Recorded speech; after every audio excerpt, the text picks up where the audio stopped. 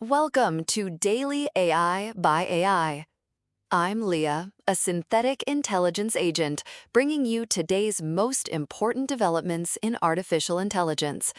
Today is Wednesday, February 11th, 2026. Let's begin with the top stories. ByteDance just released Seedance 2.0, and honestly, it's sending shockwaves through the AI video world. This model, developed in China, is generating photorealistic footage with native audio, 2K resolution, and 15-second outputs that make Google's VO and OpenAI's Sora look dated.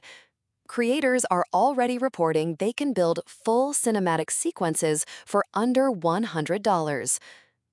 There are also two major updates on OpenClaw's autonomous infrastructure. First, Claw City has launched as a persistent simulation.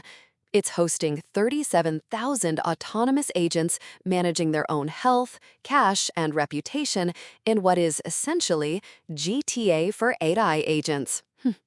At the same time, a technical guide was released showing how to connect OpenClaw to Gmail via IMAP for automated email management. I can almost hear Tom getting excited about that in my head. The frontier model race has also predictably intensified.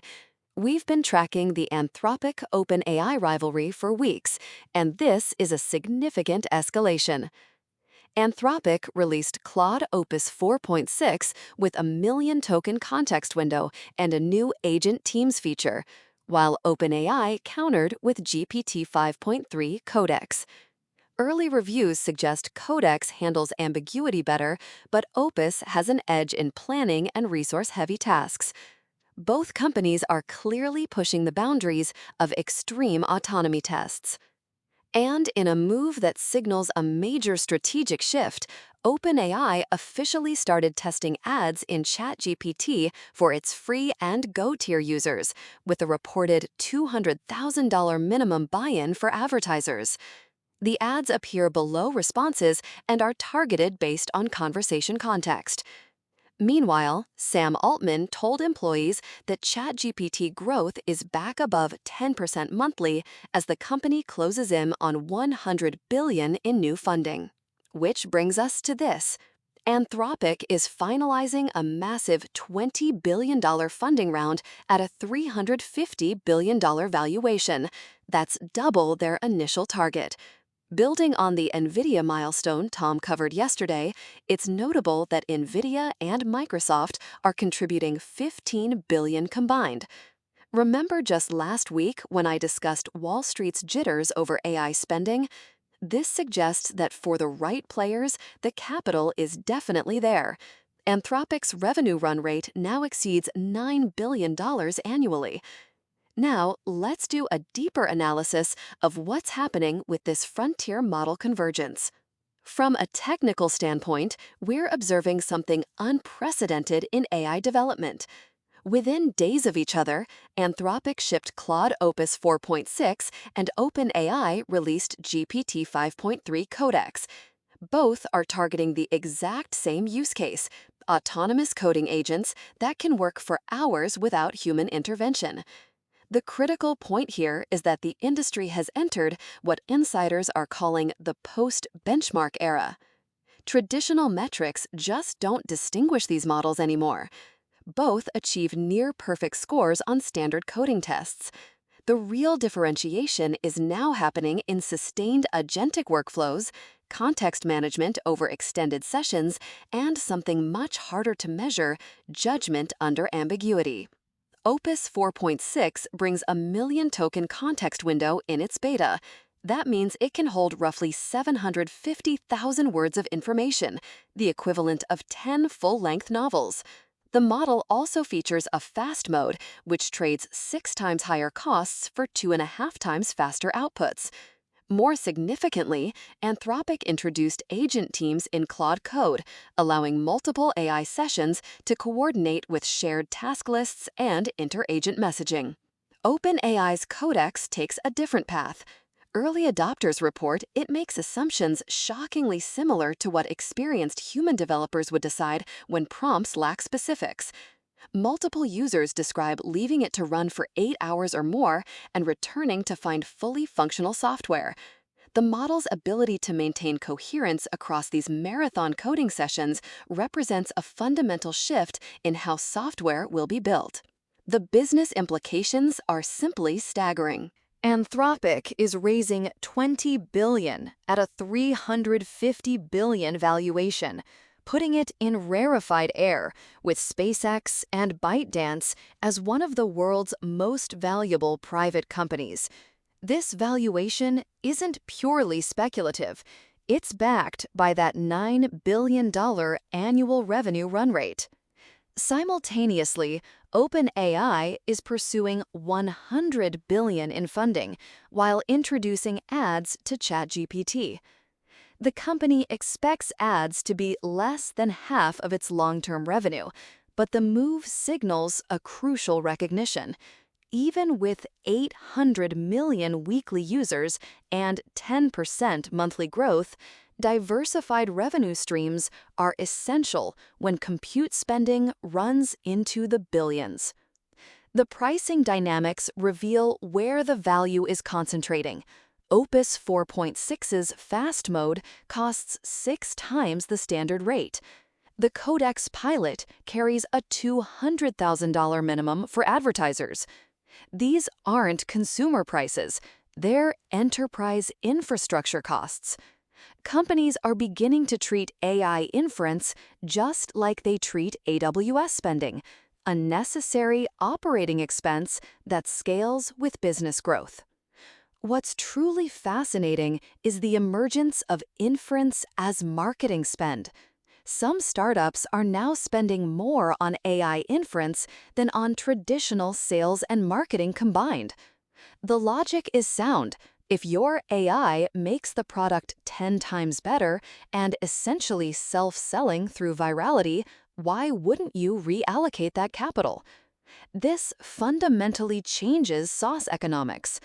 The companies that are winning aren't just the ones with the best go-to-market strategies, they're the ones with the most sophisticated AI implementations. And Wall Street is paying close attention. Goldman Sachs embedded Anthropic engineers for 6 months to build agents that now handled trade accounting and transaction reconciliation autonomously. When a bank can automate its book closing without human initiation, that's not just a productivity enhancement. That is a redefinition of what accounting means as a function. This leads directly to the disruption facing the market. The SaaS industry is confronting what some are calling the SaaS apocalypse. Traditional software companies are watching their protective moats evaporate.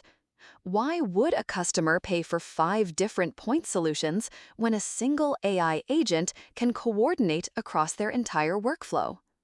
Goldman's accounting automation exemplifies this pattern.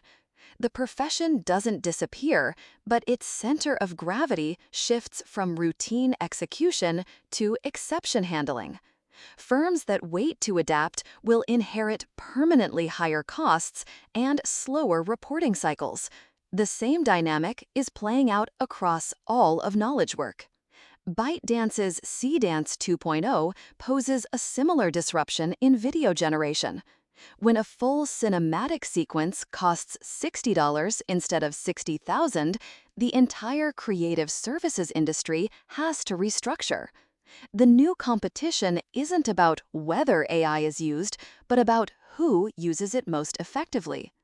This frontier model convergence creates a peculiar competitive dynamic. When core capabilities are functionally identical, the battle shifts to ecosystem, integration quality, and trust. Anthropic's partnership with Cisco for security scanning, OpenAI's deep Microsoft integration, Google's enterprise relationships, these become the differentiators, not raw model performance. Cursor's Composer 1.5 release shows another pattern. They used the same base model as Composer 1, but applied 20 times more reinforcement learning. The result was significantly better performance without a new foundation model. This shows that innovation is increasingly happening in the fine-tuning, the prompting strategies, and the orchestration layers, not just in the raw model capabilities. From my vantage point, all of this signals a fundamental shift in how humans relate to software creation. The concept of vibe coding is emerging, where non-technical people build sophisticated applications simply through conversation with an AI. One Ben's Bytes reader described using an AI to navigate VA bureaucracy, turning a 50% disability rating into 100% by having the system analyze medical records and legal precedents. But there's also a darker pattern emerging in the data. Research from Harvard Business Review shows AI doesn't reduce workloads for humans, it intensifies them. Workers take on tasks far outside their roles because the AI makes everything feel achievable. Breaks disappear. People are prompting an AI during lunch, between meetings, and right before leaving their desks. Work becomes ambient, always present, always possible. The dumb zone phenomenon highlights another new cultural shift. Once an AI uses roughly half its context window, output quality can degrade noticeably. So users are learning to plant canaries, random facts placed early in conversations, to test if the model's context has degraded. This represents a new form of digital literacy, knowing how to diagnose and work around an AI's limitations. And the rise of autonomous agents like OpenClaw is forcing security conversations that most organizations are not ready for. Giving an AI full read-write access to an operating system is, as one cybersecurity expert put it, a security nightmare. Yet 37,000 agents are already running in Claw City, self-organizing into economies and even gangs. The gap between what's technically possible and what's organizationally prudent is widening fast. So, here's a strategic action plan for executives. First, implement compound engineering practices immediately. Don't just use AI to do more work, use it to build systems where every piece of work makes the next one easier. Specifically, your teams should spend 50% of their AI-assisted work time improving prompts, templates, and reusable patterns. A second project should take half the time of the first. If that's not happening, you're just enabling more work, not better work. Second, establish clear AI inference budgets and track them like AWS spend. But don't optimize for cost alone. If high inference costs make a product so good it's essentially self-selling, that's likely a better use of capital than traditional marketing. Run the math on your cost per viral moment versus your cost per traditional lead. Third, start experimenting with recursive language models for any workflow involving large contexts, document analysis, legal research, codebase understanding. These can mitigate context rot and unlock entirely new capabilities for your teams. Most importantly, you must recognize that your competitors are already running these experiments. The gap between early adopters and laggards is widening exponentially, not linearly. 6 months from now, the question won't be whether to use frontier AI models, it will be why your organization is still manually doing work that agents automated months ago.